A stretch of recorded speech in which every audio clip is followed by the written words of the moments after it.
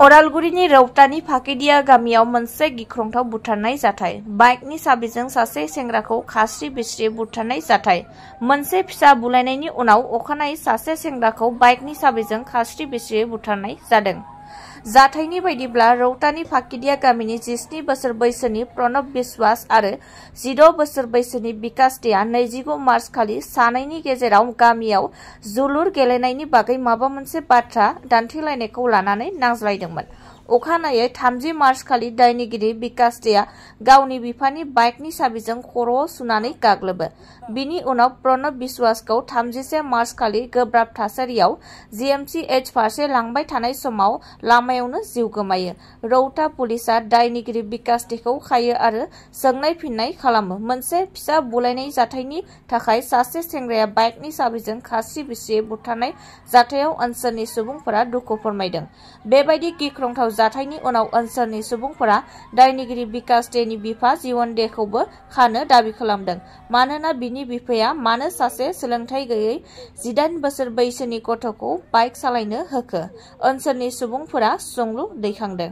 30 मार्च तारिखे ইয়াতে ইকৰাবাৰীৰ অন্তৰ্গত ফাকিদিয়া গাঁৱত দুজন ল'ৰা তেওঁলোকে আগতেই যিজন ল'ৰা আমি গম পোৱা মতে আগতে ক'ৰবাৰ পৰা কাজিয়া কৰি আহিছে আৰু সেই মুহূৰ্ততে এই অঞ্চলতেই আকৌ দ্বিতীয়বাৰৰ কাৰণে তেওঁলোকে ভায়েকে কাজিয়া কৰি থকা অৱস্থাত এই যে মৃত্যু হোৱা ল'ৰাজন তেওঁলোকক মানা কৰিছিলে বোলে কাজিয়া কৰিবৰ কাৰণে। সেই মুহূৰ্ততে তাৰমানে যিজন ল'ৰা আজি মৃত্যু হ'ল সেই ল'ৰাজনক তেওঁলোকে বাইক এখনৰ চাবিৰে তেওঁলোকে ওপৰজৰি আক্ৰমণ কৰিলে। কিন্তু সেই মুহূৰ্তত কিছুমান মানুহে তেওঁলোকক ৰক্ষা কৰি হস্পিটালত ল'লে যদিও যোৱাকালি 31 মাৰ্চ তাৰিখে সেই ল'ৰাজনৰ মৃত্যু ঘটে। এতিয়া কথা হ'ল মৃত্যু হোৱা ল'ৰাজন আছিলে প্ৰণৱ বিশ্বাস, তেওঁৰ দেউতাকৰ নাম আছিল সজনী বিশ্বাস আৰু যিজন ল'ৰাই মাৰিছিলে সেই ল'ৰাজনৰ নাম হ'ল বিকাশ দে আৰু দেউতাকৰ নাম হ'ল জীৱন দে। এতিয়া এই যে বিকাশ দে ল'ৰাজনৰ বয়স অনুমানিক আমি গম পোৱা মতে 16 বছৰমান হ'ব। তো 16 বছৰ ল'ৰাজনৰ হাতত বাইক এখন কেনেকৈ আহিব পাৰিলে? নিশ্চয় সেই বাইকখন তাৰ দেউতাকৰ জীৱন দেৰ বাইক হয়। গতিকে এই যে এজন নাবালক ল'ৰাৰ হাতত আজিৰ দিনত যে বাইক উঠাই দিব নালাগে সেই কথাখিনি গাৰ্জেনে জনাটো উচিত। আজি যদি সেই ল'ৰাজনৰ হাতত যদি বাইকখন নিদিলেহেঁতেন হয়তো এই দুৰ্ঘটনাটো নহ'লেহেঁতেন। গতিকে আমি সম্পূৰ্ণৰূপে আজি জীৱন দে সম্পূৰ্ণ জগৰীয়া। গতিকে আমি প্ৰশাসনক অনুৰোধ জনাম যে জীৱন দেক অনতিপলমে তেওঁৰ ল'ৰাক নাবালক ল'ৰাক এজনৰ হাতত এই বাইকখন গতাই দিয়াৰ কাৰণে দুৰ্ঘটনা হ'ল আৰু এইটো এটা ডাঙৰ অপৰাধ আৰু এই অপৰাধৰ হেৰিত জীৱন দেক এৰেষ্ট কৰিব লাগে।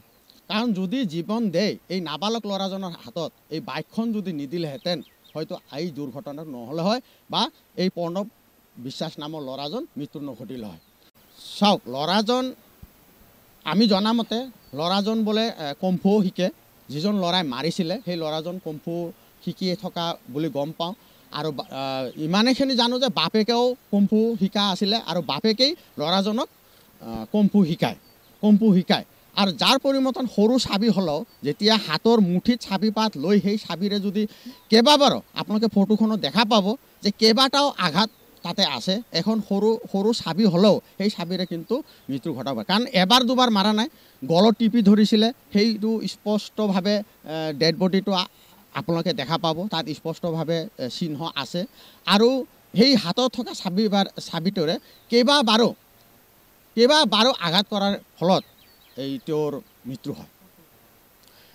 মৃত্যুটো তেজপুৰ টাইমছত হৈছিলে। তাৰমানে যেতিয়া ইয়াত হৈছিল ইয়াত প্ৰাথমিক পৰ্যায়ত আমাৰ ৰৌতাত লৈ গৈছিল যদিও ইয়াৰ পৰা তেজপুৰলৈ ৰেফাৰ কৰিছিল, কিন্তু তেজপুৰৰ টাইমছ হস্পিটেলত তেওঁলোকে ভৰ্তি কৰিছিলে। ভৰ্তি কৰাত আৰু তেওঁৰ তাতেও মানে খুব গুৰুত্বপূৰ্ণ অৱস্থা হোৱাত তাৰ পৰা গুৱাহাটীলৈকে লৈ যোৱা অৱস্থাত ল'ৰাজনৰ আধা বাটতে মৃত্যু হয়। এতিয়া এওঁলোকে মাক দেউতাকে এজাহাৰ দিছে থানাত। তো এজাহাৰ দিলেও তেওঁলোকে কিন্তু আমি জনামতে আমি প্ৰশাসনে কিছু গাফিলতি কৰা যেন আমাৰ অনুমান হৈছে। কাৰণ আমি গম পাইছোঁ যে প্ৰশাসনে সেই ডেড বডিটো মানে প্ৰশাসনৰ তৰফৰ পৰাই ব্যৱস্থা গ্ৰহণ কৰিব লাগিছিল যদিও সেইখিনি ব্যৱস্থা গ্ৰহণ কৰা নাই। তাৰপিছত প্ৰশাসনৰ লগত যোগাযোগ কৰোঁতেহে আকৌ দ্বিতীয়বাৰৰ কাৰণে তেজপুৰ মেডিকেল কলেজলৈ লৈ যোৱা হৈছে। তাত পষ্টমৰ্টেম কৰি এতিয়া ডেড বডিটো লৈ আনি থকা হৈছে। কিন্তু প্ৰথম অৱস্থাত তেওঁলোকে ওলোটাই এই ল'ৰাজনৰ পৰিয়ালক, মৃত্যু হোৱা ল'ৰাজনৰ পৰিয়ালকহে মানে ওলোটাই দাবী ধমকি দিয়া বুলি আমি গম পাইছোঁ। গতিকে আমি ধিক্কাৰ দিছোঁ। যি সময়ত আজি এই ভুক্তভোগীসকলক তেওঁলোকে সান্তনা দিব লাগিছিলে, যি সময়ত তেওঁলোকে এই ভুক্তভোগী পৰিয়ালটোক সহায় কৰিব লাগিছিলে, সেই সময়ত আমি জনামতে দাবী ধমকি দি ওলোটা এওঁলোককহে ভৰাই থোৱাৰ এটা ভাবুকি প্ৰদান কৰিছিলে। গতিকে আমি আহ্বান জনাইছোঁ প্ৰশাসনক, আপোনালোকে প্ৰশাসনিক আইনৰ মানুহ, আমি আইনক বিশ্বাস কৰোঁ, আপোনালোকক সন্মান কৰোঁ। কিন্তু আপোনালোকৰ আজিৰ এই জৰিয়তে আপোনালোক ওদালগুৰি জিলা প্ৰশাসনক আমি অনুৰোধ জনাইছোঁ দ্বিতীয়বাৰৰ বাবে যাতে আপোনালোকে এনেকুৱা ধৰণৰ কাম নকৰিব। অন্যথা আমি কিন্তু সদৌ কোচ ৰাজবংশী ছাত্ৰ সন্থাই আপোনালোকৰ বিৰোধিতা কৰি যাবলৈ আমি বাধ্য হ'ম।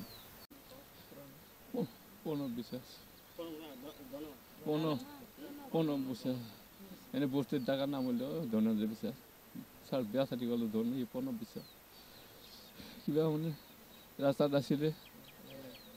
ৰাস্তাত থকাৰ পাছত তাৰ বৰ্তাটো বুজিলে আমি ভাইটি কিবা মোবাইলটো দিওঁ কম্পিউটাৰ ক্লাছত যাম আহিলে মানে লবি পিছত হয়। তাৰপিছত মানে মই নিদিম এতিয়া পিছত এনে যাওঁ। তাৰপিছত তাৰ মাক বোলে তাৰ মোবাইলটো খুজি আনি দিয়ে দিব যাওঁ। তাৰ মাক খুজি আনিবলৈ দিলে। পিছত মই ৰাস্তাত থিয় হৈ কিনি মই ক'লোঁ বাবাই পেলাই হা দোকানত বাকী আছে, বেলেঞ্চ পইচাটো মাৰি কিনি মাল অলপ আনা, মই মাল অলপ বনাব লাগে, ৰৌতা বজাৰ যাম। কিন্তু তাৰমানে মোবাইল লাগে, ডাঙৰ মোবাইলটো মোবাইল নাই, কি মোবাইল কিনি দিম বুলি। তাৰপিছত বডাকা পুৰাণা এটা দিম, নতুনটো মই ল'ম, এনে কৈ আছিল। শনিবাৰে মোবাইলটো আনি দিম। মাৰা দল বিকাশ দিয়ে হা বাইকৰ চাবি লগত মাৰিছে, আনি মাৰিছে এনেকুৱা মাৰি দিলে। তেনে মাৰিব খোজাত আছিল ন কপালত ফটকি ঘূৰি দিয়াৰ পিছত এনেকুৱা পাই গ'ল। তাৰপিছত সেই মাৰাৰ পিছত বাইকৰ চাবিটো ওলাৰ লগত লগে জাকো পাৰ তাতে বক্সি মাৰি দিয়াৰ পিছতে মাৰি দিছে দেউতা। তাৰপিছত গলত ধৰিছে, গলাত ধৰাৰ পিছত মই মাত দিব পৰা নাই, এনেই কৈছে আৰু মোৰো হিং হৈ গ'লোঁ, মই পৰা নাই তাৰ লগত, মই চান্সে পোৱা নাই, নহ'লে মই মোৰ লগত নাপালোঁ হয়, মাৰি বুলি মই ভাবা নাই বুলি কৈছে। আৰু মোৰ শাস্তিটো মানে তাৰ কুচু শাস্তি দিব লাগে। মোৰ ল'ৰা বিনা অপৰাধে মাৰিলে ল'ৰাটো হা